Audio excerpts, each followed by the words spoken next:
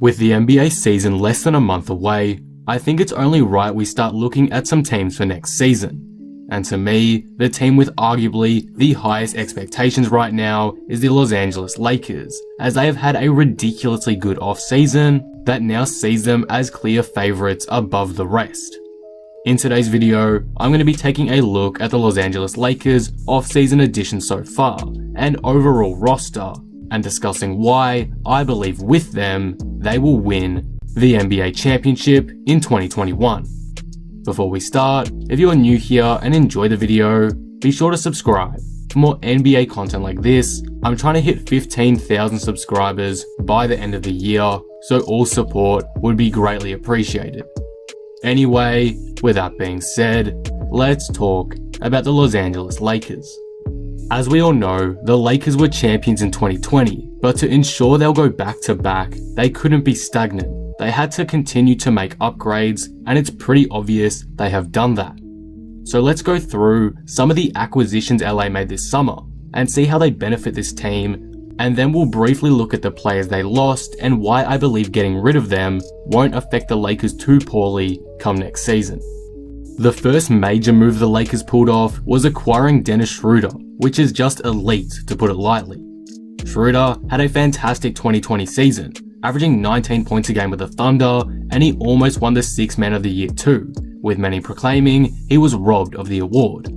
He is a great addition, adding extra scoring depth to the Lakers squad, and providing LA with an almost all-star caliber level offensive creator off of the bench. One problem the Lakers had last season was the lack of a shot creator outside of LeBron and AD. Though guys like Rondo did step up in the playoffs, there was no real consistent threat in the second unit behind AD and LeBron. Schroder would fill that role and make the Lakers even more deadly and unpredictable offensively. His improving scoring talent was made note of in 2020, and with an elite playmaker in LeBron by his side at times, it's not hard to imagine him improving yet again on LA. Overall, the trade for Schroder was extremely smart by the Lakers, and his added talent puts the Lakers in a great position moving forward. The next signing the Lakers made this offseason was getting Wesley Matthews.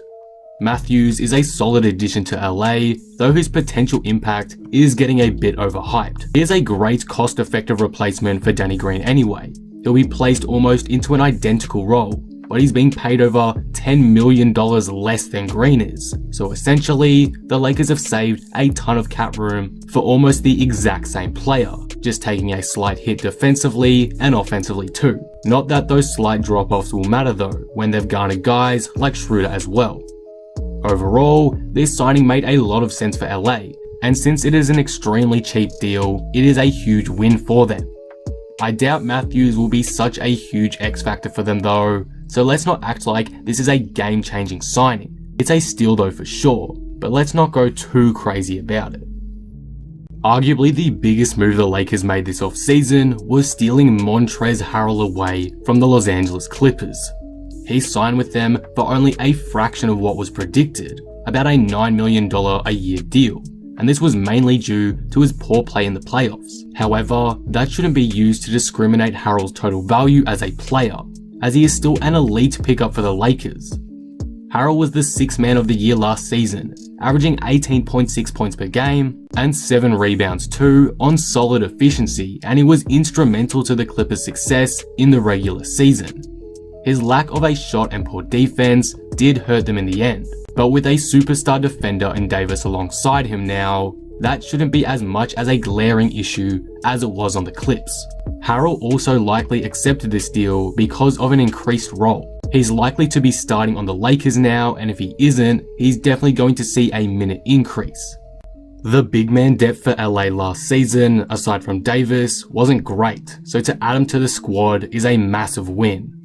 Not only does this screw up the Clippers' plan, their depth and overall talent for next season, but it also significantly improves the Lakers, which come playoff time will be very important.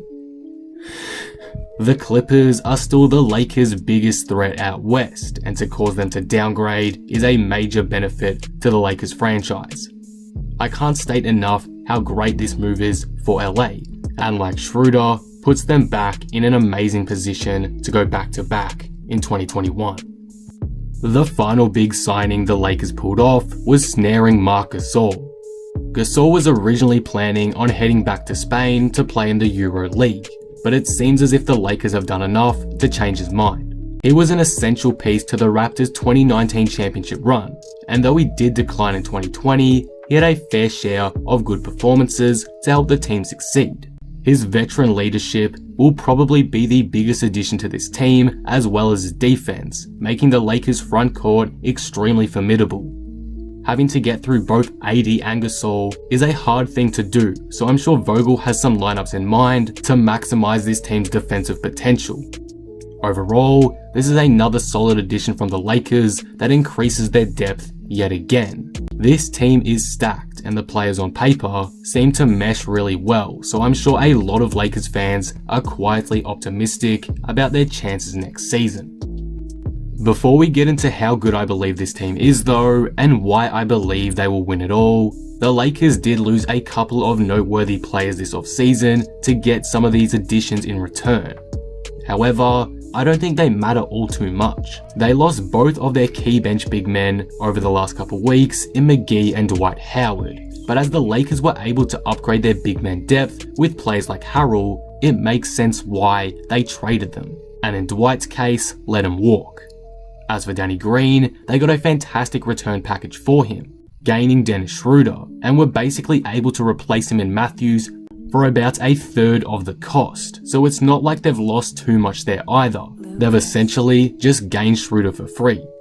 The Lakers have made a bunch of smart moves this offseason, and it's made an already championship level team even better. So, why do I believe the Lakers will win it all next season? Well, it's just that they're simply the best team in the league by a country mile now. The other top teams in the league didn't really improve all that much, not to the same degree as them, such as Brooklyn and Milwaukee. The Nets had a very underwhelming offseason to be honest, and though Milwaukee did a great job in acquiring Drew Holiday, they still need to make a couple moves to really jolt them into the favorites category, but as their roster stands right now, it's nothing compared to the Lakers. As for out west, sure, there's a ton more teams fighting for a playoff spot, but how many of those are serious contenders to win it all? Honestly, not that many. Aside from maybe the Clippers and Mavs, which are stretches by the way, I can't see the Lakers losing a 7-game series out west. Denver arguably got worse with the departure of Jeremy Grant. The Clippers did improve with Ibaka and the firing of Doc Rivers, but not to the same degree as the Lakers did. And all the other teams that made significant upgrades, like the Suns, are probably second round exits at best. The team that really had the best shot at beating the Lakers to me was Golden State, but with Clay's injury now, it's hard to see that happening. Overall, the Lakers have done more than upgrade their roster this offseason. Overall, the Lakers have done more than just upgrade their roster this offseason. They've turned a contender into a heavy favorite. I mentioned it in my What's Next video for them a while back, but in an off-season like this, you couldn't stay satisfied. The Lakers haven't, and have made some big-time moves that honestly make them clear favorites above the pack. I seriously cannot see them losing the championship this season, barring any major injuries of course. This team is deep, star-studded, and fresh of an NBA championship, hungry for more. Bringing in guys like Harrell is huge, and it has put them in an amazing position to win it all yet again. As much as I'd rather they didn't, it's hard to disagree that the Lakers are clear favorites for the 2021 NBA championship, and anything less than that would be an utter disappointment. And that will conclude the video. What do you guys think of this? How good are the Los Angeles Lakers to you? Are they title favorites in your opinion? Let me know in the comments below. If you enjoyed the video, be sure to drop it a like and subscribe. But with that being said, I am out. Peace.